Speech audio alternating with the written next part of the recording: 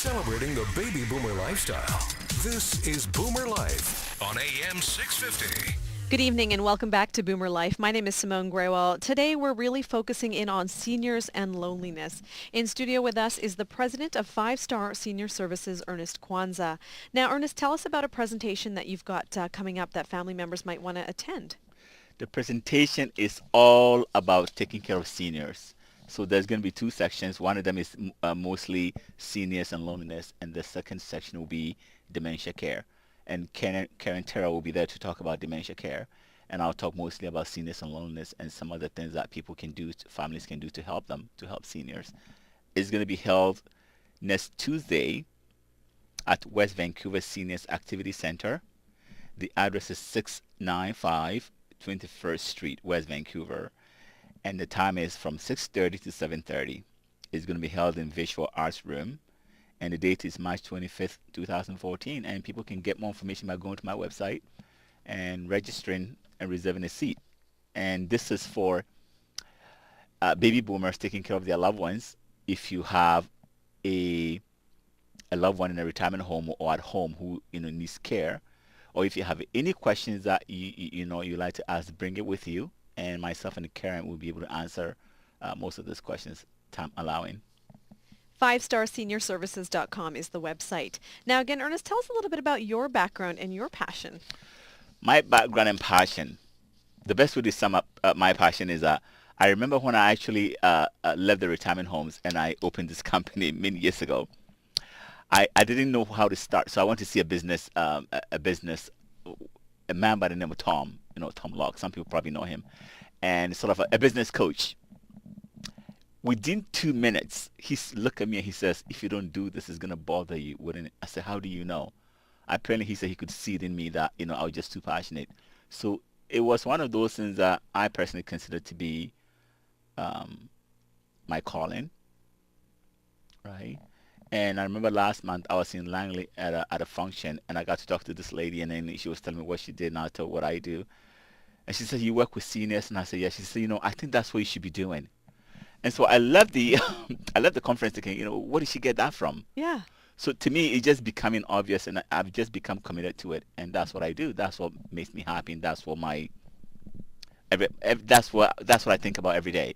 It's really working with seniors and helping the family members and making life easy for them. That's what you live for. And what drove you to open Five Star Senior Services? When I was in retirement homes, I used to see families, and I share one of the experiences before that I was a food service manager or director of food service, depending on what title the company gave me. And one of my responsibility was to sit with the seniors. So this is the way the industry is. People are downsizing, companies are downsizing. Nobody's gonna pay director of food services to go sit with seniors, because that responsibility actually is that of the family members. It's not the company. They've done that and they invested in it, and I really applaud them. But I don't feel that they have to do that always. So that position no longer exists. Of course, all the homes have their food service managers, but now they cook 2 days, and the lucky ones may do paperwork for 3 days and do payroll and all that. The other ones cook for 3 days. On the third day, they cook and serve and perhaps do dishes. I've actually met some who would do dishes as well. Wow. So the companies are downsizing. And so what I realized was that families will come and they didn't have time to visit their loved ones. And sometimes these residents will just sit there feeling alone. And that if you ask facility operators, they will tell you that the number one problem is loneliness. And like I mentioned before, there's a terminology, that they used to use, that somebody to sit with them. Mm-hmm. That somebody used to be people like me, but nobody does that anymore. There's just no time. We've talked about this earlier. It's, getting these the seniors ready to go down to eat their meals, to prepare them, help them with anything they need during the day. So it's, in a facility like that, when you're working with so many people, it's challenging to just take a few minutes and just go spend time with someone, play a game of cards or something like that. And I'm going to actually say something that is a little sensitive, but I need to say because I want people to hear this. When you place somebody in a home, the staff are very kind. They become friends, but they also have a responsibility. We also have to remember that the more that the staff become attached to the residents, when a resident moves out or passes, now that staff goes into depression. They start Yes. crying. And I've actually seen this happen. Imagine running a company run a business, come into work and find that your staff is crying because of a loss of somebody, right? A business is what it is. It's what it is. So some home trying to discourage staff forming a bond with the resident. Just having that attachment, because like you said, then it Exactly. affects the business. It affects the business, the staff productivity, and they start crying. And but you can help. Human beings are human beings. Yeah. If you put your mom in care, I've seen it. It doesn't matter what management says. Somebody in that building is gonna love your mom, but that somebody cannot spend all day, or even 30 minutes with your mom. Maybe 5 minutes. Oh, hi, how are you? Even me, the time when my position was eliminated, I will find time to go talk to some of them, because you become friends with them. It's hard not to. You're with them Yeah, every single exactly. day. And so for family members who are considering getting a caregiver for their loved one, when is it a good time to find a caregiver for your aged parents? Well, if, for instance, if they live at home and they experience what I call functional disability, that means they are not able to cook for themselves, they are not able to do many things for themselves, attend to doctor's appointment by themselves, remember to take their medication, are not able to take themselves, do their own personal care. And if they are feeling lonely, you need to get somebody in there right away. And this is what happened to loneliness. Loneliness is actually a really terrible condition to be in. Loneliness often leads to depression, and we all know what happens when people become depressed. Hmm. So get somebody in there. And I know that, and I'm going to share some technique with people. Usually, it's different for women than it is for men. Okay, how is that? So if for a woman, if you say, well, mom, I want to get you somebody to come here, one of my friends to come and keep you company, they'll go for it. But it depends on how you present the help. If you just say, well, you are too old, let me get you some help. Oh, that's it. They're not going to do it. So think about it this way. Your mom gave birth to you. She raised you, put you through school. As far as she's concerned, she's not helpless.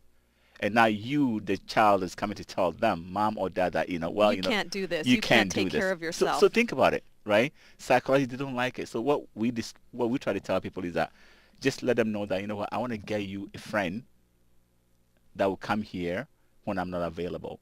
And then it makes sense to them. This is a little different for men, because men will usually, like, machismo. No, I don't need it. But they usually do. So in the care business, we find that quite often men are the one that suffer the most, because they always refuse care, or many of them will refuse care until it gets to a point where they may take a fall. Recently, we acquired a client, and it was quite a challenge trying to the daughters were saying, no, Ernest, we have to do this. The father said, no, I'm fine. I don't need them. Well, he did, because he took a fall. He didn't want to admit it. He said, oh, my wife is here and she will help. But the wife had a stroke. Okay. So finally, I had to sit him down and say to him, look, we are here to help you, especially nighttime when you get up to go to the bathroom. Anything can happen. So this doesn't mean that you are helpless. We just want to make sure that you are safe. And you're being taken care of. Being taken care of. And it went on for 3 weeks, and eventually he agreed that, okay, yeah, it's fine. And the next thing you know, he's sending my girls to go grocery shopping, come and cook for her, and he started eating. But you can see that at the beginning he was resistant. So men are like that, they will resist. But when they resist, don't just back off because they resist. Just say, you know what, this is not about care. This is just somebody to come and help you around the house and make your life comfortable. If you reason with them, they will go for it. If you're just joining us on Boomer Life AM 650, my name is Simone Grewal. Today we are focusing on seniors and loneliness. In studio with us, the president of 5-Star Senior Services, Ernest Kwanzaa, the website 5starseniorservices.com. Now, we're talking about this huge problem that is the loneliness these seniors are dealing with, because no longer do these positions exist of people in the facility to take care of them. They really need their family members, and it's really about making that commitment. Tell me about someone who's looking forward to a visit. If you're, what is the anticipation like on that side of things when your family tells you they're going to stop by? So I'll tell a very interesting story. Before actually, I've written a book that is going to be published very shortly. I actually have a proof copy being sent to me on the 28th, which is next week. So I have my first copy. So when I was writing the book, I went to facility operators and I started asking them questions. I said, what do you think? And I remember going to this really posh building, beautiful building in Langley. And as soon as I walked in, this man just approached me and he just went on about his son this and my son this and my son this. They look forward to it. Now, places that I've worked, usually we know that family will call and say, well, can you tell my mom that Sunday I'm going to come in at 5 o'clock or 4 p.m. Let me give you an example. If somebody calls and say, well, tell mom I'm going to come and take him to lunch around 1, by 10 a.m., mom is ready. She's ready 3 hours in advance. I am not kidding. She is ready 10 a.m. By 11, she is sitting by the door. Wow. I'm not having lunch today. My daughters, they are so proud that their daughter is coming to take them out. Even today, when I went to that facility in Langley, a young man came to take his father out to lunch. And it's the same thing. Myself and the manager, we were talking, and there he was. No, I'm not going to eat here today. My son is taking me to a restaurant. Just seeing how proud they are and the look in their faces that, oh, my son is here or my daughter is here, and they get ready for it. That is one thing that I noted consistently in almost every retirement home that I work. If a family is coming for a visit, mom or dad will be ready on time, especially mom will be ready on time and wait by the door and just wait, patiently waiting.